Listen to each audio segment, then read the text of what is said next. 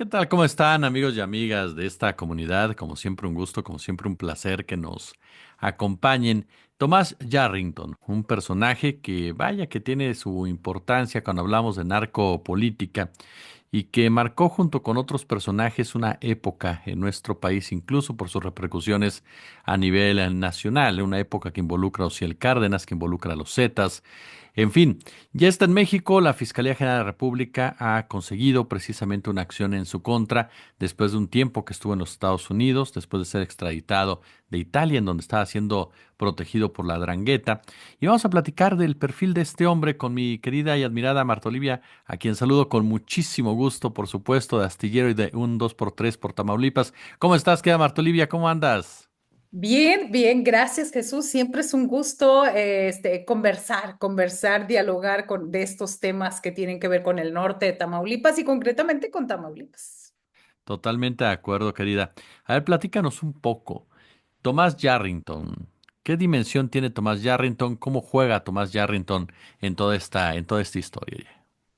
Fíjate que hay dos formas de entender un poco a Tomás Yarrington.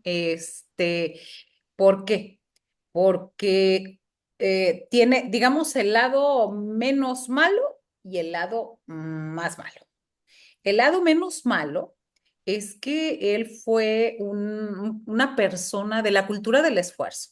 Ujú. Él estudió en el Instituto Tecnológico de Estudios Superiores de Monterrey, el TEC de Monterrey, becado totalmente, proveniente de una familia muy humilde, con muchos hermanos y con muchas carencias.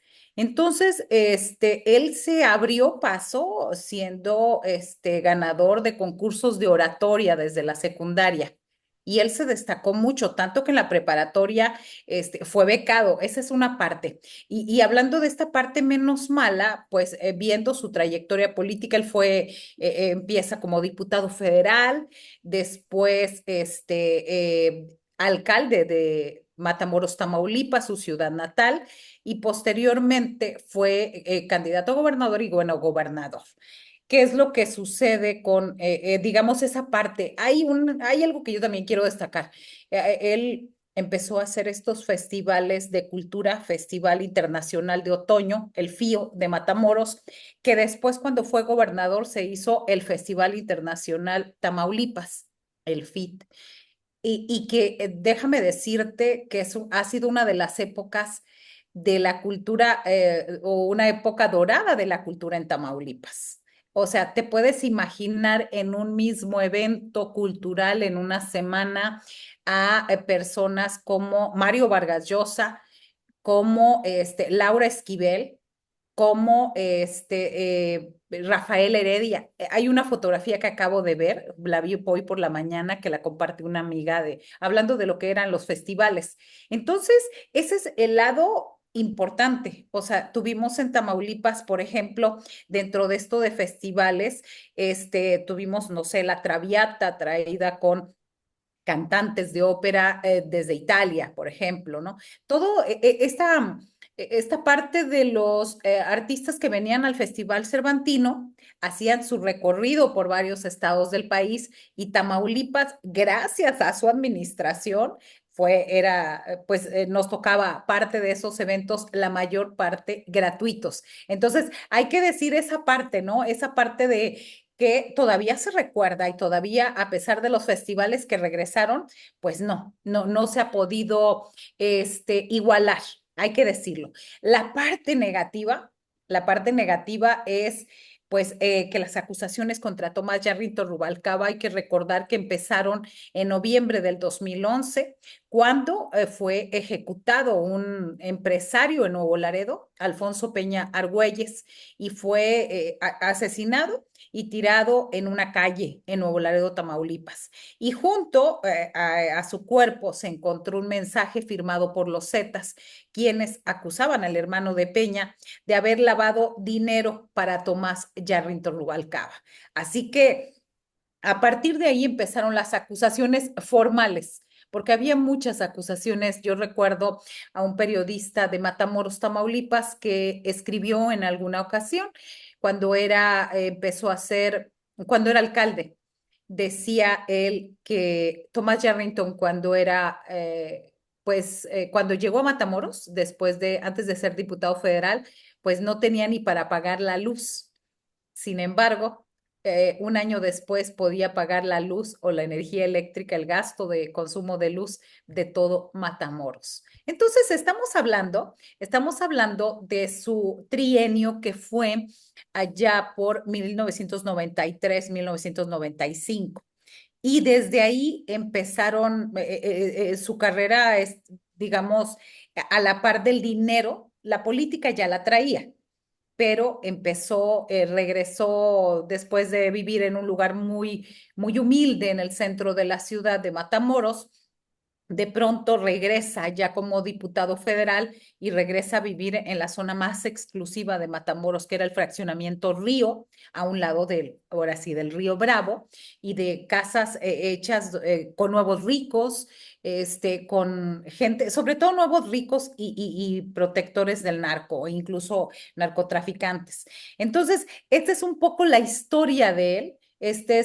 Vuelve hay acusaciones muy graves, por ejemplo, en el caso en el 2005, donde unen a Yarrington con Francisco García Cabeza de Vaca, donde señalan que en su campaña a la alcaldía de Cabeza de Vaca fue precisamente el cártel del Golfo a través de Tomás Yarrington que habría financiado la campaña de Francisco García Cabeza de Vaca del Partido Acción Nacional. Ojo, aunque eran de partidos distintos, de pronto dentro de estas esferas del crimen organizado, pues no importa, no importa quién esté, el caso es seguir. Es seguir, entonces, sí, como un primer saque, te diría de quién es esta figura de Tomás Yarrington. ¿Qué tanto dista la figura de Tomás Yarrington o la operación de Tomás Yarrington con los otros gobernadores como Eugenio Hernández, Manuel Cavazos, García Cabeza de Vaca, Egidio Torres Cantú, el propio Américo Villarreal? ¿Qué tanto es distinta? Me parece que Tomás Yarrington Rubalcaba fue un gobernante con mucha inteligencia, lucidez, y esa inteligencia y lucidez la utilizó también para aliarse con grupos del crimen organizado. Es decir, para un lado y para otro. Me parece que era dentro de esta parte, él hizo alianzas, él formó este grupo, encabezó cuando quiso ser candidato presidencial, encabezó este grupo del Tucum, Todos Unidos Mm. contra Madrazo. Entonces, pues en ese tiempo se hablaba y él decía que pues él quería tirarle a los pinos, ¿no? Es decir, quería ser candidato presidencial. Él, conforma este grupo que con el entonces coordinador de los senadores del PRI, Enrique Jackson, el exgobernador del Estado de México, Arturo Montiel Rojas, también el exgobernador de Nuevo León, José Natividad González Parás, y el de Coahuila, Enrique Martínez y Martínez, entre otros. Así que es su paso, su figura. Sin embargo, a diferencia de otros, él, hay que decir, Tomás Yarrington Rubalcaba fue gobernador de 1999 al 2004 y él en ese tiempo fue.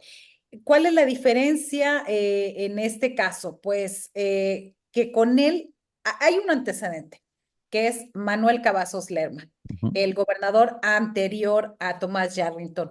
Desde ese tiempo ya se hablaba de que tanto que en ese tiempo, que era el cártel del Golfo más que los Zetas, ya eran personajes que eran financiados por el crimen organizado en sus campañas, en sus formas, en sus movimientos y demás.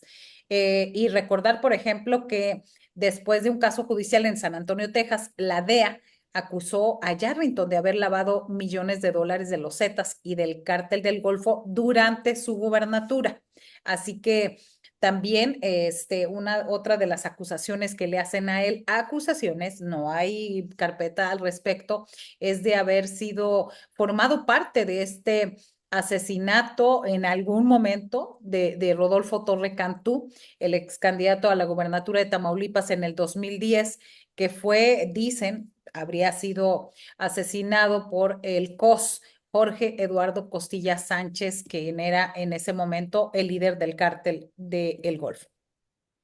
Oye, la, Cuando cae Tomás Yarrington, ¿se mueve algo en Tamaulipas, Marta? ¿Se mueve algo al interior de las diversas organizaciones criminales o de la organización criminal hegemónica? ¿O simplemente es una página más de esta ya vieja, truculenta historia que hemos platicado en muchísimas ocasiones?